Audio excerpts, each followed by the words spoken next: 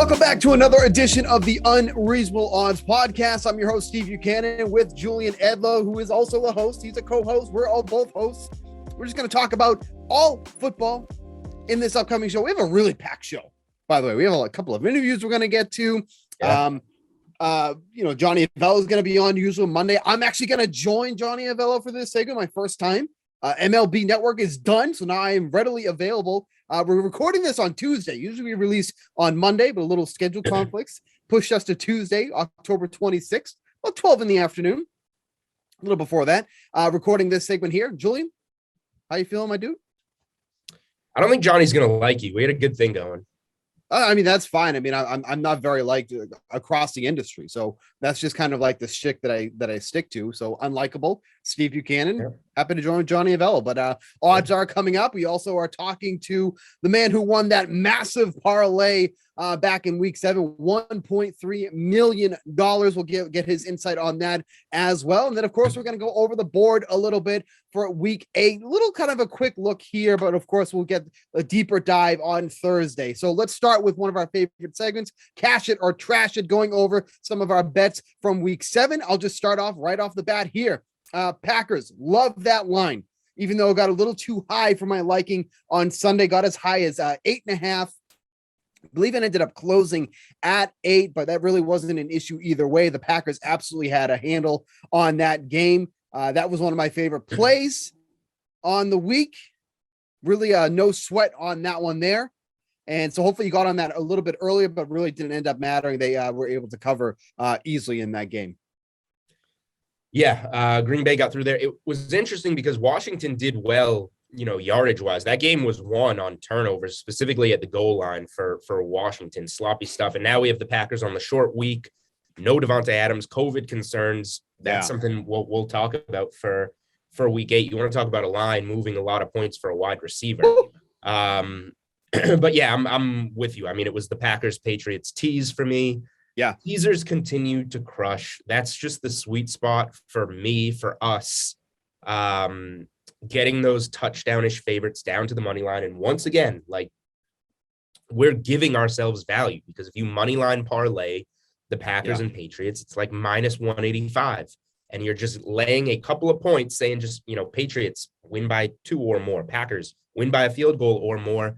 And we're fine at minus 120, and saving that juice on the losses, which the losses have been rare for us on these teasers, right, is everything. So, I mean, Patriots convincingly get it done against the Jets, but the Jets are just the Jets. So I don't know what that means moving forward. But yeah, not that great of a teaser week coming up in week 8. No. But what this meant to me is really just looking back on my season of bets, so much profit from teasers, and picking sides and totals is just, it doesn't work. It is what it is. It's a coin flip. So I'm going to try and, especially with basketball here, and I'm giving out more basketball plays, I'm really going to focus in on keeping it tighter, keeping it to the teasers, playing them for higher units. And I really have to like a play to pick a side or a total to finish out this NFL season. Are you talking about teasing NBA plays as well? No. Okay, thanks for bringing that up. Do not tease basketball. There's no. Okay, that's why I was confused. Do not tease basketball. I'm just saying for football, now that I have more volume going with basketball. Yeah, I know that the 6-point teasers in NFL have been working, and other plays have just been met. So to finish things out, I'm really going to try and focus on those 6-point NFL teasers. Yep, and kind of leave the rest alone. Less volume in NFL, more night-to-night volume in NBA. Just real quick, to a friend of the show, Joe Osborne over on Odd Shark, posted on his Twitter page earlier some of the best teams that have on the closing line with the teasers. 3 teams are perfect on those teasers: Dallas 6-0, Cardinals 7-0, and the Bengals, who are just an ATM for me this season, at least 7-0 on those 6-point teasers. So make sure to kind of keep that little nugget in your head there. Real quick too, just speaking of the Bengals, they have the benefit of playing the Jets this week. We just talked about how bad the Jets are. That line has moved up to the Jets minus 9.5 against the Jets. Bengals minus 9.5, obviously. Yes, yeah, of course. Jets plus 9.5. Right. I know you said the other. If you want to give me Bengals plus 9.5, I'll take that. over the summer, the look ahead line for this game, I think, was Bengals -1. 2 weeks ago, it was Bengals -3.5. Yep. Last week, it was Bengals -6.5. Yep. Now here we are with the Bengals moving towards double digits. It's can't even tease it because it goes to 3.5. Like there's not that much of a point. This could be a money line parlay week, a heavy favorite money line parlay week. Yeah. I'll get dirty and bet these big favorites and try and get back some even money on a pretty large combination. But yeah, not as good as the 2-team teasers. Let's trash it real quick, I guess. My trash it, about an hour before kickoff, I added to my best bets article. One play, I had my big play on the teaser. I was like, let me get something else in. What do? Chiefs team total over 31. Good Lord. What is going on? They scored 31 against Washington on the road the previous week. They had 35 on the road against Baltimore. They had 40-something in their other road game against I forget who. Shut out in the first half, 27-0. There's only 3 points in the game in the second half. A Chiefs field goal down 27-0. Patrick Mahomes looks awful. That offense looks awful. Chiefs look ahead was 13 against the Giants. Now it's 9.5, 10. Can't lay the points with the Chiefs, even at home on Monday Night Football against the Giants. The Chiefs are in a weird place, still -200 to make the playoffs at 3-4. The same record as the Patriots at this stage. The top of the board in the AFC, just a bunch of powerhouses. Bengals, Raiders, Titans are the top 3 seeds in the AFC if the playoffs started today. Trash my Chiefs team total. Probably my biggest miss. I missed by 28 points. Probably my biggest miss of the season. And just trash the Chiefs until further notice. Just a quick note on that too, because we know the total on that was absolutely absurd. I think it closed at 59. I think it was either 59 or 58.5. Regardless. You want to hear a bad beat real quick? The Titans team total was 27.5. They scored 27 at halftime and didn't score again. That's amazing. But I think it closed at 59. There was 29 total points in this game. I'm sorry, it's 30 total points in this game. So if it did close at 59, which I believe it did, it was either 59 or 58.5. This basically missed, though, by about 29 points. That is absolutely insane because, that line was at, 57, then it went up to 58. Like the money was just continuously coming in on the over. So, and, maybe we can even throw this at Johnny Avello later. I don't know if we can or not, but did well on the under.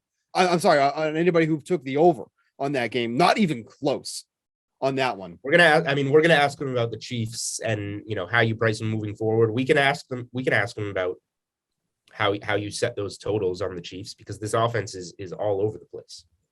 My quick trash it here. You guys kind of poo-pooed on the bet on the show, so hopefully everybody listened to the poo-pooiness. But Panthers against the Giants. Yeah. I mean, the Panthers ended up benching Sam Darnold in that game. I mean, that was one of the biggest shocks. I think that was a bigger shock to me than them just, looking as bad as they did. Now, the consensus is, and they said this after the game, that Sam Darnold is still their starting quarterback moving forward.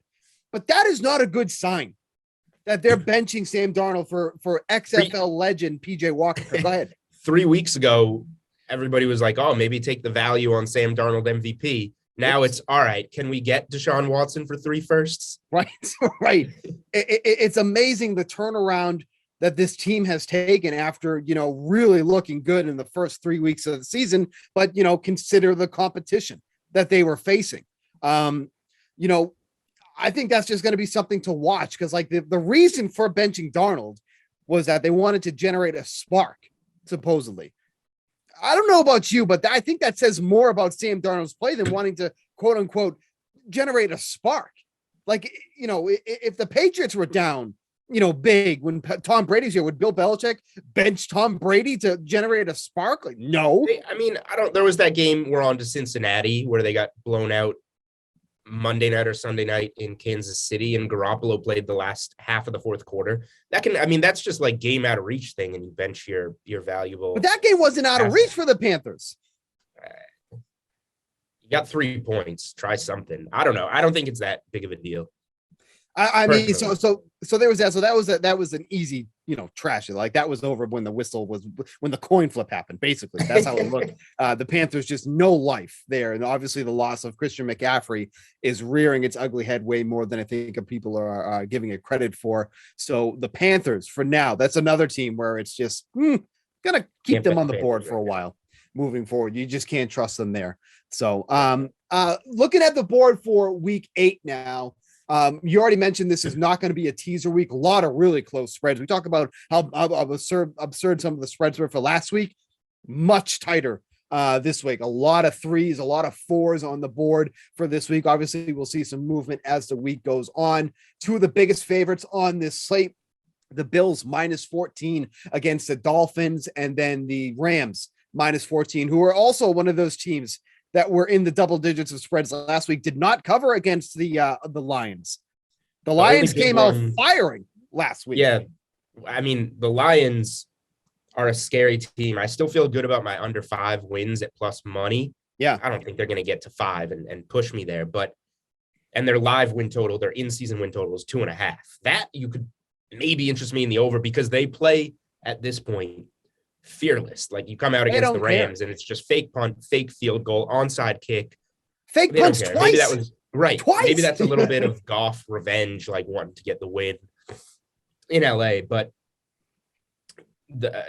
all the favorites got there. The Patriots won and covered, the Packers won and covered, the Cardinals won and covered, and the Bucks won and covered massively. So all 5 won if you use them as parlay pieces. The Rams are the only one not to get there on the cover, which we'll talk to Johnny about. But yeah, let's start with Thursday Night Football really quick, because this is an interesting one. The 7-0 Cardinals, who you mentioned are undefeated as a teaser leg, 3-point favorites against the Packers. Then Devontae Adams tests positive for COVID. I don't see how he can play. He has to produce. I don't believe he can. Maybe he's vaccinated and he can produce 2 negatives before the game. I don't see that happening. So for a wide receiver, 3-point jump all the way to Cardinals -6. I think that bakes in maybe that Green Bay now has to have protocols all week, wear masks all around the building. We'll see if anybody else tests positive and is ruled out. But suddenly, do the Cardinals become a teaser leg? I just don't know what to tease them with. Yeah. They should win at home. Or is the value now Green Bay getting 6? And Rodgers still being able to make something happen with the weapons he does have? I just can't go against the Cardinals at all. Like they just look so good from every part of their game. So now you're telling me that the Packers, who are pretty thin at wide receiver to begin with, is potentially losing their top guy. I mean, there's where are they going to beat them? I mean, it's really going to be a lot of Aaron Jones in this game. So the under's probably in play for me here in this one. If the Packers are trying to slow this game down and try to keep Kyler Murray off the field as much as possible and use, Aaron Jones a lot, but I can't get on the Packers side here, even at, for teasing the +12. I mean, it's a great number. But I definitely wouldn't feel good about it. I'd rather just take the Cardinals to win, right? And then just figure out the second piece after that. But the problem is the second piece is, what is the second piece? Like none of the numbers are really, unless you want to take one of these double digits down, but then you're still over a touchdown at that point. Right. So this may be a piece where if I want the Cardinals, it's a rare one where I don't go teaser and go to a money line parlay. And it could be a cross sport one. Like if anything in the next few nights jumps to you in NBA, you put a big favorite in the NBA with a Cardinals money line, like for example. Another one is DraftKings has a really good money line price on the Bengals at the Jets. I think a lot of places are 450 to 500. DraftKings, as of Tuesday afternoon, still hanging the -400 there. A Cardinals Bengals money line parlay is -133. That's not awful. Let me look at the NBA board on Tuesday. The Warriors are the big favorite, I think. Hey, real quick, would you maybe take the Chargers at that point? Because they're I don't want to touch that. I don't want to touch that game. I think the Patriots are still bad and just got a fluky win over the Jets, but that was a momentum win. Like they tried to hang the 54 points on purpose to carry something into the rest of the season. So we'll see if the Chargers game is going to be a stay away for me. Well, what We'll about see. but what about taking the Patriots to 12 then? I don't want. It wouldn't shock me if the Chargers blew out the Patriots. The Patriots aren't that good. It also wouldn't shock me if the Patriots compete in that game. So, I don't know. I need to see that game. Remember, I don't remember the score, but remember last year the Patriots went to LA and blew the Chargers out. Right. Felt like 41-0 type of blowout. Yep. New coach, Herbert's developed. I don't know. I'm not touching that Patriots Chargers game. Yeah. I think that's. I will say, so like, here's another game I want nothing to do with. I would say there's probably some value on the Colts, 1.5 point dogs, plus money on the money line at home against the Titans in a huge divisional game. But I am invested in Titans to make the playoffs, Titans to win the division, Colts to miss the playoffs. Me too. I don't need to bet $1 on that game, and that's like my biggest game of the week. Yeah. So I'm a Titans fan in that game. I kind of lean to the Colts, which is scary. Maybe I'll put a little bit on the Colts. That's a big game for me without having to bet $1 on the actual game. Yeah. Right. Yep. Yeah. I'm very heavily invested in Colts missing the playoffs. You and I got that at the same time when Carson Wentz had the, was it an ankle or he's had so many injuries already. I can't keep up. That was when he had something else more serious, elbow or shoulder before the double ankles. Whatever it was, he was back in no time, and that was very frustrating. Back sooner than he should have been. This board, man, like I'm scrolling through this board, and it's pretty gross. It's pretty bad. It really is. Like, I think the Saints at home, 4.5 point dogs will be a sharp side. Yeah. Their defense is bad. Good. No, their defense is good. The Saints. Oh, I'm sorry. I thought you meant the box. My bad. Sorry. No. So Jameis can maybe get something deep there. Saints defense is good. That's either Bucks or pass for me. Like, I don't see it on this board, but I do see the favorites winning. So like, this is so dumb, but like you put the Bengals, the Bills, and the Rams together on money lines, and DraftKings has good prices on the money lines. I'll just say that. Like the Rams are Rams and Bills are minus 1,000 in shops. They're minus 720 and minus 850. The Bengals are up to minus 500 other places. DraftKings says minus 400. If you put those three together, you're at minus 169 on a money line parlay. Like Johnny and I were laughing on Odds Are last week when I was talking about putting together Packers,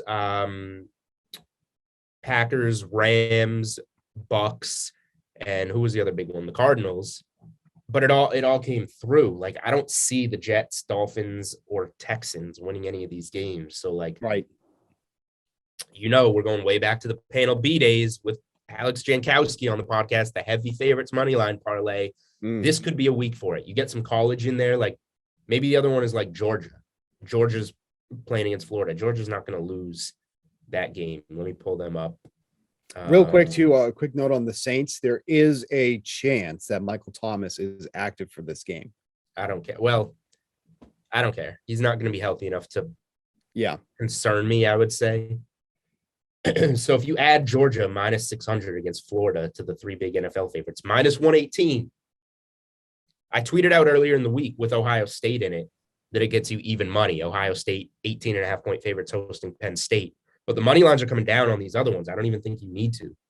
So those four teams, that might, like, big favorites. That might be a play for me this week. We'll discuss on Thursday. Yeah, we'll get more into this on Thursday. Obviously, the board will hopefully look a little bit different because, we talk about getting some of these values on some of the early lines, but right now it almost kind of feels like a wait and see approach. So when we come back for another episode in about 48 hours from now, as we mentioned, we're recording this Tuesday afternoon. We'll take a look at the board then with a guest as always, and we'll just give our plays from there. But as of right now, this is an ugly looking board. So we might be kind of hold it back a couple days here and see what kind of pans out with injuries and how the board moves a little bit. Okay, we're going to take a quick break here. We're going to come back. Johnny Avello, Odds Are, my first edition of Odds Are with Johnny Avello. Julian Edlow will ask him some of the questions about the DraftKings Sportsbook from this past week and this upcoming week. Maybe even a little World Series here talk as well. So stay tuned for that.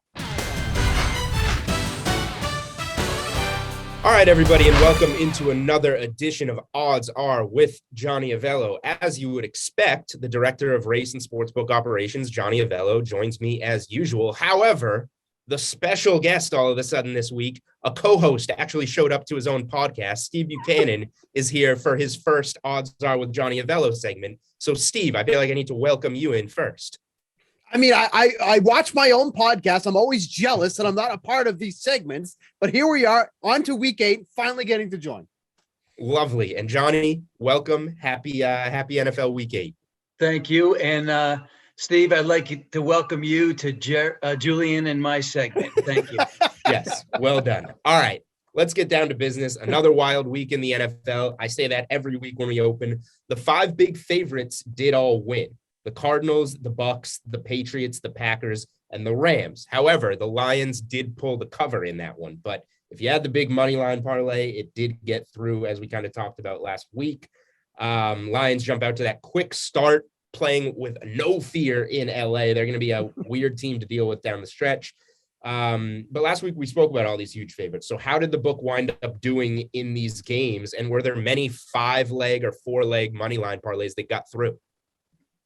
The money line parlay bettors did well on those games, but they laid some pretty huge numbers. And when you lay those type of numbers, you know, your payoff's not going to come back any large amounts. So we actually like that type of action.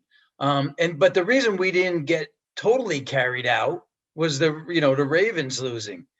So that helped us early, and then we were able to eke out a win. But it's been a couple of tough weekends in a row with this NFL. And, you know, that's not unusual. I've been through this before. We just keep doing what we do, and, you know, hopefully it normalizes. So we had plenty of underdogs last week, not just cover, but pull off some pretty convincing victories. The Giants got a 25-3 home win over the Panthers as 3-point dogs. The Colts got it done in a really sloppy game as the trendy dog against the San Francisco 49ers. Bengals, like you just mentioned, dominated the Ravens on the road as 6-point dogs. And then, of course, Patrick Mahomes and the Chiefs were just absolute no-shows, falling 27-3 to the Titans, only getting halfway to that total, which just continuously kept going up during the week and even on Sunday. So how did the book do on these games? Obviously, you know, not looking to get underdogs to win here, but there was a lot of victories last week. The Giants worked out well. We mentioned the Ravens, although we did have some Bengal money on the point spread. Chiefs was a bad game for us. It really seemed everyone saw the Titans clearly as the right side. And it was similar circumstances in that Sunday night football game as we actually got hammered on the Colts. A line drop from 49ers -5, closed at 3.5. So, when I say seeing clearly, the players are doing that right now. And then just following up on the Chiefs real quick here. I mean, what do you do with this team right now? They host the Giants on Monday Night Football next week. The number was 13. Now it's down to 9.5. And, you know, rightfully so with how bad the Chiefs look here. What are your thoughts on this one? Yeah, it went back up a tick. We hit 9.5. Now it's back up to 10. I dropped them 2 points on my power rating, and that's quite substantial at this time of the year. But you'll also see them at 14-1 to win a Super Bowl, 13-2, which is plus 650 to win the conference. And those are numbers we haven't seen in quite a few years. I mean, one more quick follow-up on the Chiefs. They're 3-4. They seem to be falling apart. And they're, I think, -200 last I checked. I didn't check this morning, but -200 to make the playoffs. Wow. So we still think they're going to get there. I wouldn't count them out yet. They still have the quality players. Their defense looks terrible right now. But when you look at the overall conference, you know, it's still a possibility that they're going to, win that thing. So, if it's not them, who is going to win? Is the Raiders? Yeah, possibility. Is it the Chargers? Is it Denver? Yes, possibilities. But no one looks like they're going to run away. So I wouldn't put them in that, bottom of the basket yet. And then looking forward to week 8 in the NFL, we've got some monster favorites again, the Bills, the Rams, the Bengals, and Chiefs. Which games have taken the most early money here, and which numbers do you expect to move the most when we get to Sunday? Well, you're going to continue to see big chalk when the Texans, Dolphins, and the Jets play a good team, as well as a few others. Bills have taken some money, moved from 11 up to 14. When I look at that game, that one could come back a tick as, this is an AFC East contest game. So I could see that one maybe coming back just a bit. The Rams are at 14. They're probably going to move to 14.5 or 15 by game time. Bengals are up to 9.5 and approaching 10 on the road at the Jets. Now, that's a game where the Sharps may look to play the Jets if they get the right number. And the Chiefs will probably, go north of 10 by the time that thing's all said and done. I will not be looking to be on the sharp side of that Jets game. Me neither. At this point in time. You cannot get me there. But sticking with the Bengals theme for a second, Jamar Chase, he's a top 5 pick, but he was a long shot to win Offensive Rookie of the Year, mostly due to how strong this quarterback class, 5 of them in the top 15 picks, were perceived to be. So the quarterbacks have been pretty underwhelming, maybe besides arguably Mac Jones, but he's got a losing record in New England. He's still plus 450 on the board. Chase has gone all the way up from this long shot to plus 120, the favorite by a mile. What is the handle on him like at different prices along the way? And how does the book do if Chase goes on to win the award? Because he's on pace for all these rookie receiving records. But I imagine you have all these Trevor Lawrence tickets, Fields tickets, Jones tickets along the way. Chase is well on pace to get this done. Yeah, he is. The guy's got 35 catches so far, 21 yards average per catch, 6 TDs, and he seems to have big games against the top teams in the league. And the Bengals are winning, by the way, the top seed in the AFC East as we record. Or sorry, the AFC overall. We've taken some money on him coming down the ladder at different interval prices, but we also moved this on air too. And what I mean by that is, as a player does well, we adjust the lines without taking a bet. And so some of that is, some of those prices, some people have got some lucrative numbers and some, we've taken it down on our own. Now, you ask how we do on who maybe somebody else will win, like quarterback. I would tell you if Trey Lance wins, we'll do really well. All right. Well, he's going to have to get on the field if he wants to win. Let's move to the college football field here and go over a couple of things. I want to talk about Oklahoma. How do you handle a team like Oklahoma? They're 8-0, but they are a sloppy 8-0, squeaking by. They're shut out at Kansas 10-0 in the first half. They score 35 in the second half.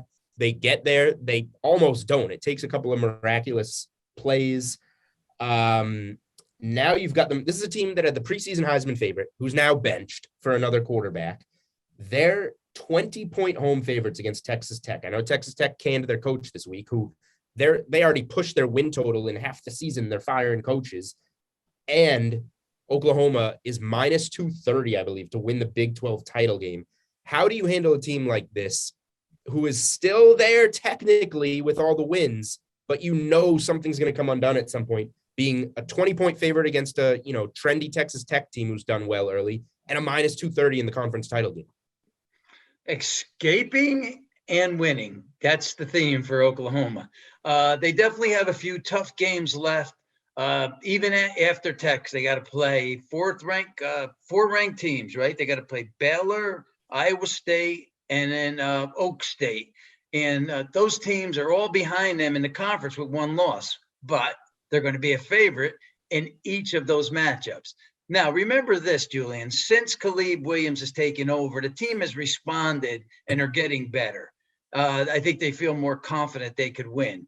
Now, you say they're going to come apart at the seams at some point, and maybe they will. But when you win some of these games where you don't score against Kansas in the first half and then you rally to win the game, and kind of, maybe they were going into that game thinking it was going to be a cupcake and, had to respond late. So, they're going to be favorites moving forward in a lot of games. That's why they are the conference favorite.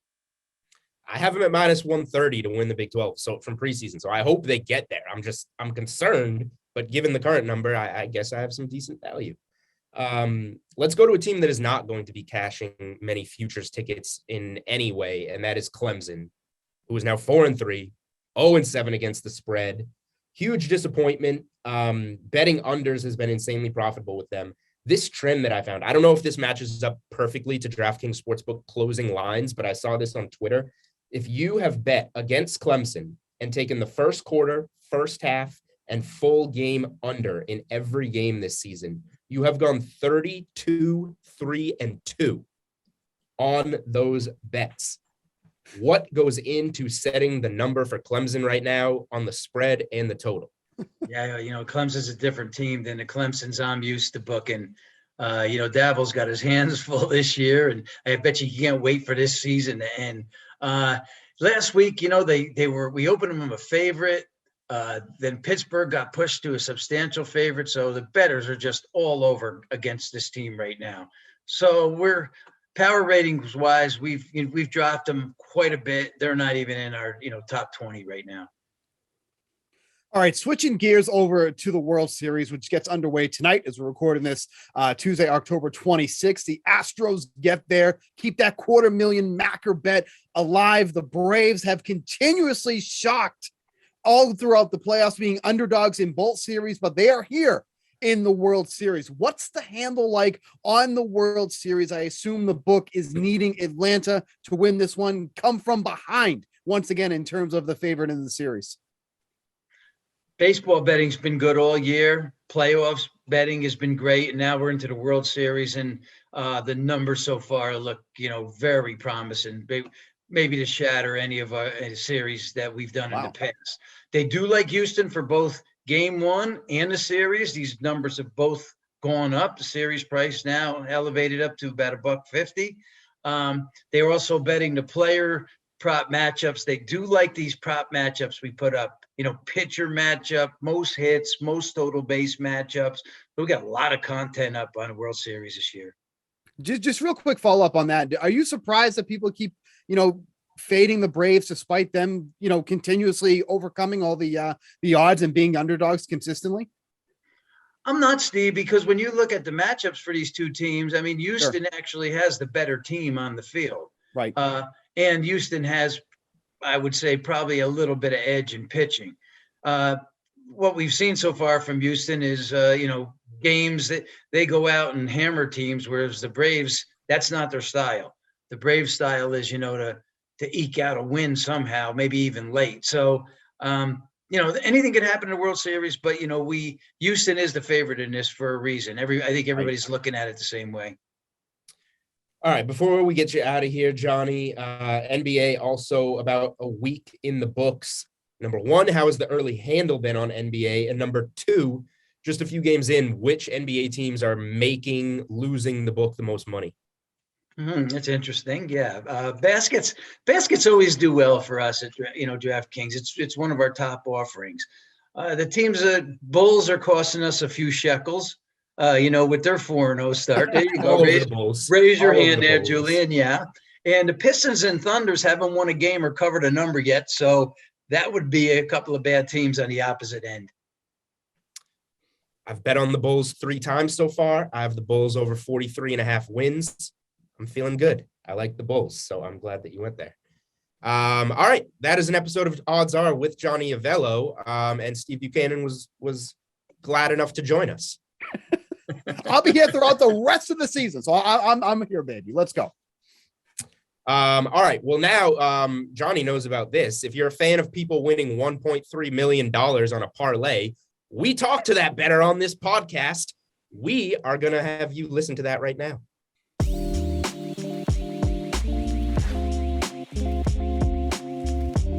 All right, well, welcome back. As promised throughout the show, we are talking to another big winner from last week over on DraftKings Sportsbook. Right now, we're talking to Marco Piemonte, who put a $30,000 bet on a 4-pick parlay that ended with the Browns defeating the Broncos last week on Thursday Night Football. The Browns win. Marco walks away with a cool $1.3 million.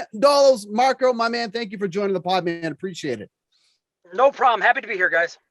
All right, so let's break down your betting slip here. You placed a 4-leg parlay, money line parlay that included 2 NBA bets. the Denver Nuggets and the Sacramento Kings, a college football bet put on Appalachian State, and then finally the Browns bet on Thursday night football. That was the only one that wasn't plus money, was the Browns. So can you take us through how you got through the rest of your first 3 money line picks? All right, so here's how it all went. That day I started, I'm a big Bulls fan. I'm a homer on them. So I'm watching the Bulls game. I end up betting them live. I'm like, they're going to come back and win. Like, no way they lose. They came back. They won against the Pistons that night. It was kind of an ugly game. I won 62 grand. It was a lot of money. I was like, oh shit. Like, thank you, Bulls. Like, awesome. Great start. So I said, okay, I'm going to roll this whole thing into one big parlay. I decided to only do half, but that's what led me. And I looked at all the NBA games that day, and all the favorites were winning. And I was like, you know what? I don't think Portland's good enough to be favored by that much. I love Lillard. I love CJ. I'm going to take the Kings and De'Aaron Fox. And then I looked at Denver playing Phoenix, and I was like, Denver got slapped last year by Phoenix. I'm like, they're going to want to win. I'm like, without their Jamal Murray or not, they're going to want to win tonight. So I bet them on a hunch, both those teams. And then Appalachian State, the whole country was on Coastal Carolina. When the whole country's on one side, I want to be on the other. So that's kind of how I made those 3 picks. All right. A combination of gut plays and sharp plays right there. I guess you nailed all 3 dogs. So that worked. Yeah. All right. So you get those 3 plus money plays. In theory, the 3 hard parts out of the way first. And now it's Thursday night football, and you're sitting there with the Browns at minus 130, but they're banged up. Both the running backs are out. No Baker Mayfield. I'm assuming the time you took this, you knew there was no Baker Mayfield, because that's when the line I did know that. Okay. This sounds terrible. I love Baker Mayfield, but I think he needs like a 1 or 2 week break. He seems to be playing a little bit out of control, in my opinion. He seems to like just be he's trying to be Patrick Mahomes the Mahomes of last year, right? That's how I felt lately. But Case Keenum, he's no rookie. I mean, he's been in the league. He's not intimidated by the moment. I knew that. And the Browns defense, I know they look like trash for a couple weeks, but they're good. Like, they've got major talent on both sides, the line and the corners. So I like them. So that's kind of where my gut was there. And that was a big. Go ahead, Julian. Just really quickly following up on that, like, was there something in specific with the Browns that made you more confident in them, or did you feel like you were getting good value there? Because the Browns were obviously 6-point favorites and kept coming down all week. Now you're getting close to a pick'em line, a little bit of value there. That's another case of the whole country is slamming one side of the bet, and I'm like, Las Vegas didn't build these beautiful buildings to be losers. And I just, NFL seems to be where I'm comfortable picking games. I tend to be on the right side of those. And all week when the line was 5, I think I saw it at, I liked the Browns, but I wasn't going to lay 5 points. I wanted the money line. So I think when I made the Browns play, I don't remember exactly what the line was. I think it was minus 160 or something like that. Yeah, obviously with the news and, with losing their top 2 running backs, losing Baker Mayfield, like that line just took such a dramatic drop all throughout the week there. So, I mean, honestly, kudos to you for still sticking with it, because I'm way too much of a coward. I would have been on the Broncos side without a doubt on that. But with that said, at one point during all of these games, so all 4 legs here, were you the most nervous that this parlay may not hit? I don't know if you guys went back and looked at that Sacramento Portland game, but I was on my living room floor, laying down on my back, watching it on TV. It was they were up 18 or 17 in the 4th quarter. I'm watching Portland just chip away. All of a sudden, they have a game-winning 3. My heart's in my chest. I'm about to go down. I didn't want to wake up my kids. My wife texted me to shut the hell up. It was that was a hard one. That was the hardest one for me to wheel home. I won't lie. All right. So you told us that you've been betting on sports for about 16 years here. The script in front of me says, is this the biggest bet you've ever hit? Come on. This is the biggest bet you've ever hit. $1.3 million. I assume the answer here is yes. So tell me if that is true. And then what are some other ones comparable if you have anything in this realm? I do. Last year, I'm going to give you guys a quick story. I hit I hit it for 997,000 is the biggest wager before the one I hit the other day. And the funny part is I was in Cleveland, same stadium. I didn't go to the game this year, but I was in Cleveland when they played the Baltimore Ravens last year. And I had Baltimore to beat the Browns, and Justin Tucker kicked a game-winning field goal with time expiring. So I've had a big win before, but this one felt so much better. Just the way that it kind of came together, and I just enjoyed it way more. So we saw the video on social media. It's been, all over the place of you celebrating with your friends. Can you just take us back to that moment when the game was over and you knew that 1.3 million was coming right into your account, baby? Yeah. That was it's kind of a surreal moment. People will be like, Sure. Oh, I know what that would be like. It's actually kind of overwhelming. I was getting, I have thousands of messages in my Instagram, it's a blessing and a curse. I went from 3,000 followers to 18,000 followers in like 2 days. I got people, I wanted to give some of the cash back because I believe in like good karma. So I did a contest on live stream, gave away back some money, and I had nothing attached to it. Like I felt like if I put that out there before the Browns game, it'd bring back good karma to me, and it did. And the gambling community, it's got so much.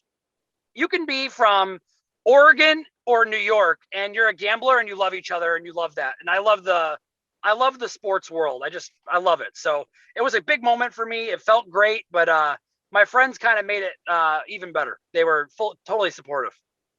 I think that's so awesome too, because we just had what we call parlay guy on a couple of weeks ago who hit the 15-leg parlay, which was just absolutely insane. But one of the first things that he said is that he wanted to give some of that money. He actually contacted the Ravens about giving some of that money to charity. So I think it's really awesome that both you and him have that same mentality. That's great, man. Yeah. So, you mentioned that you have hit one of these a little while back. I'm just curious what your gambling strategy is. Do you bet straight games and you just kind of let loose sometimes on these parlays, or are you just swinging for the fences on all these? I tend to go in waves. Parlay, anybody that's gambled long enough knows that parlays are a trap. Like it's the lottery. If you bet straight plays and you bet with your head and not with your heart, you're going to do better than most gamblers. I fall victim to being in that lottery. Everyone loves the big hit. Everyone loves to chase that, 5, 6, 7, 8, 9 teamer. Like Sunday, I got my booty kicked betting straight plays. So, that's just how it works. I always say gambling's got peaks and valleys. I was in a straight play valley on Sunday, but I'll be doing some more parlays this week and weeks to come. I love DraftKings. Your guys' platform has made it really easy for me. We love DraftKings too. All right. So you mentioned you've been giving some of the money back, which is awesome. You also gave some of the money back by betting on Sunday. Yeah. What, big plans, I guess, for the rest of the money, the 1.3 that you have left. Is that your bankroll for the season, or? You know what? I left 700,000 in the account, pulled out, a chunk of the money. I hit another pretty big parlay with you guys, a couple weeks ago. And I don't know if you have access to my account. I don't know how that works on your guys' end, but, there was another 4-teamer I had going with the Indianapolis Colts playing the Ravens last week. And, I cashed a parlay out early during the game. And I hit the cash out option for 400,000 on a $17,000 wager. So that was a pretty big hit for me as well. And on that same game, I took 193 grand and put it on the Ravens to come back and win. So I have that bankroll in there too. So I've got a pretty good cushion in my bank account right now, or my gambling account. And I look forward to I'm going to try and my goal is 10 million. I don't know what I can do to get there, but that's the goal. Now, apparently keep doing what you're doing. I'm glad that you mentioned cashing out on the parlay, because social media would always be like, oh, no, gotta let it ride. Like, if I'm profiting, especially like that much, I have no problem hitting cash out. It's the safe play. It's like you said, it's the lottery. There's nothing wrong with getting the cash out early on some of these parlays. your ego gets in the way. I won't lie. Like I'm 5'8". I gotta compensate. I'm like, cash out. I can't cash out. I'm 5'8". So it's hard. It's I've been insulted on both sides. I lost I lost a 17 parlay this year with the Lions plus 12 against the Packers because my ego got in the way and I didn't cash out at halftime. So that was hard. So how do you handle some of the some of the losses here too? Because like you mentioned, like, peaks and valleys here. And I think it's very human to, when you miss on some of these plays, you're like, oh man, like you start to question everything that you're doing. Like, am I doing the right information? Am I making the right plays? But at least for me, if I'm making plays, and obviously, I'm not betting as high as you are, but if I'm making these plays, I know that I did my due diligence to make the right plays. It's easy to question that, but you kind of go through that same mentality as well. So I went through that like last night. I was like, man, I got my ass kicked. I don't have any clarity. Like I usually have clarity during football. Yesterday I was blind. I think the gambling community in general needs to humanize losing. Everyone wants you don't win every game. It's impossible. These people that are selling picks, all they do is post their winners. I'll never buy picks from anybody. I think it's disgusting. Go with your own gut and live with it. But yeah, I just, I got to get my head back on my own. Like right now, I won that 1.3, lost on Sunday. Now I feel this big again. So, right. All right. Well, we're hoping that you build it back up on Sunday or at least over the weekend with some kind of win. We'll get you out of here on this. It is early, but I assume you've taken some kind of peek at the board. Any pick or at least a strong lean for this upcoming weekend?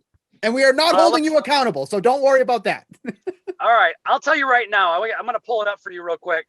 The game that I saw earlier, I want to see if the line changed because lines have been changing a lot lately. It's been kind of crazy to watch. I'm going to get judged for this one, but are you ready? We're ready. Bears plus 3.5 at home. They look so bad. How do you not bet them this week? Man. I mean, how do you not bet the horrible, disgusting, Matt Nagy offense? That's what I'm gonna bet this week. Well, going in your I'm gonna favor, take that as a just homer came pick. through. What did you think? I said I'm going to take that as a homer pick. He said he's a big Bulls fan, so I assume he's a Bears fan. But in his favor, yeah. it was just announced that Matt Nagy has tested positive for COVID-19, so he might not even be a part of that game. So that might be what they're gonna win. What they need. Yeah. They're coming through. that is helpful for the Bears. No play calling by him. They're gonna win by 20. Yeah, get the value while you can. All right, Marco. Hey, thank you so much, man, for coming on, sharing your story. Obviously, an incredible story. This is one of those parlays that people dream about winning. So really cool to see you. And the video what was just the cherry on top, man. Like we missed out on those type of reactions and seeing that live. So that was awesome too. But thanks for coming on the Unreasonable Odds podcast, man. We really appreciate it. Thank you. You guys are the best. Wish you guys well. Thanks, man. Thanks, Marco. Bye-bye. All right, we'll be back with more Unreasonable Odds right after this.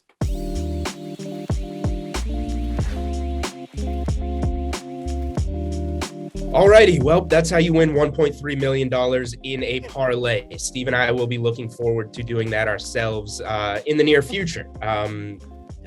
You just gotta be able to get the 30K together to throw on that parlay, Steve, which if you keep getting the cards that you're getting in your box breaks and the jackpots that you're getting at the local casino, won't take too long for you to scrap that together.